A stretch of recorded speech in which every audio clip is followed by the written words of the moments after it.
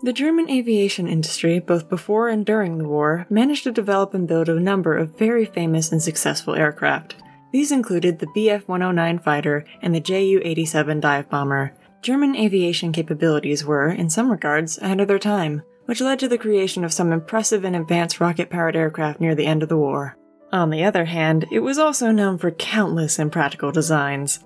These were often submitted by aeronautical engineers who were enthusiasts in terms of aircraft development, but lacked the common sense to see that their designs were completely impractical. Some of these included the SAC AS6, the Focke-Wulf 190 mit DB609 engine, or the Triebflügel, all of which you can check out here on our YouTube channel or read about on our website. For this particular video, we will cover another unusual and radical design proposed by two brothers, Ulrich and Wolfgang Hütter, in 1938. But first, a word from ourselves. The Plain Encyclopedia team is constantly looking for more writers, either for the articles that appear on the website and are the basis of these videos, or for the scripts of these videos. So, if you've got some decent historical and technical knowledge and writing skills, consider applying on our Discord server, link in the description, and joining our awesome and growing team. Both positions are paid. During the years leading up to the Second World War, Nazi Germany found itself needing a competent air force to rival those it would soon face. Restrictions set by the Treaty of Versailles severely hindered the German military both in size and equipment. These limits were set in order to ensure that German power would not threaten the continent again as it did during the First World War. History notes that the Germans broke this treaty, at first covertly and then overtly, with the other great powers showing no response or protest to the blatant violations. As a result, Germany began amassing a large military force, with new programs and requirements being laid down in preparation for the inevitable war. These projects included many newly tested concepts such as dive bombing, the effectiveness of which was proven by the Junkers Ju-87 during the Spanish Civil War. But a better ground attack aircraft was eventually needed to complement it. An order in 1938 was put out by the German Aviation Minister, RLM for short, to develop a new armored ground attack aircraft. One of the companies that would participate in this requirement would be Hütter. The designs of Ulrich and Wolfgang Hütter are relatively unheard of when it comes to aircraft. They began their aviation career designing glider aircrafts in the 1930s, such as the popular Hu-17, which were also used post-war. The Hütter brothers began working on the RLM's request for a new ground attack aircraft in 1938.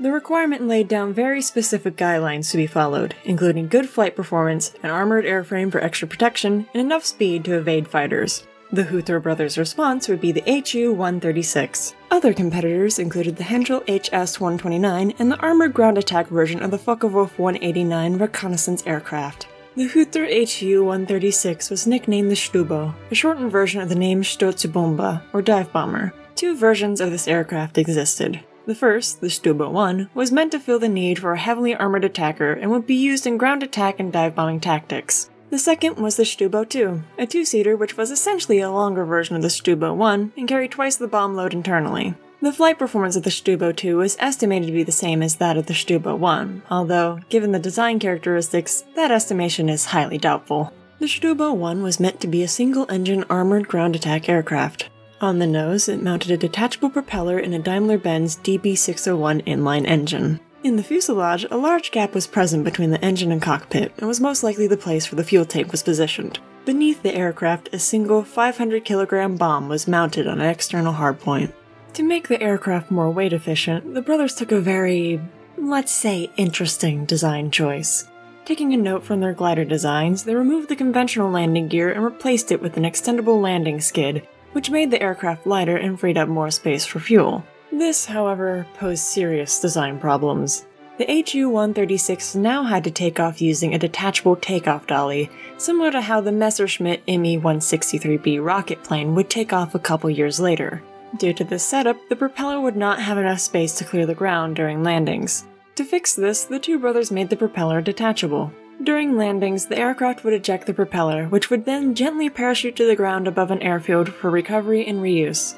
To assist in landings, a new surface brake was also added to the aircraft. The wings of the aircraft aligned in a slight dihedral, which meant they were angled upward from the body. The Stubo I also had an armored steel cockpit that was completely enclosed. In metal, not in glass. Because who needs to see outside when flying a close air support aircraft? For visibility, the pilot had to rely only on a small sight in the front and two side portholes. Had the aircraft been produced, the peripheral vision would have been non-existent, and dogfighting would have been near impossible if it needed to defend itself. Normal operations such as navigation and landing would have also been hindered, while combat operations such as target acquisition and attack run planning would have been exceedingly difficult, if not downright impossible. Not to mention that managing to convince someone to fly this blind bat would have probably involved threatening them at gunpoint. The tail was mounted directly behind the cockpit as a single piece, so it lacked a conventional tail design. The Stubo I would have mounted machine guns, but it is not clear exactly where or what type.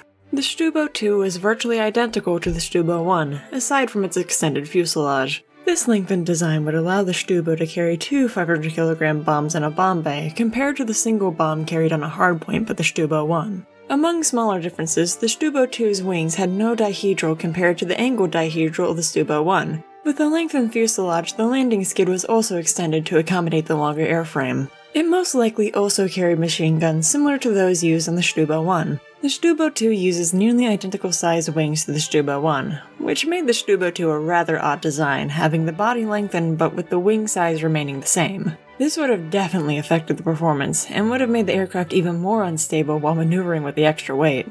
The Stubos were radical new designs, and not surprisingly, the far more conventional Henschel Hs 129 would be designated the winner of the competition. Subsequently, no construction was ever started on Stubo I or II.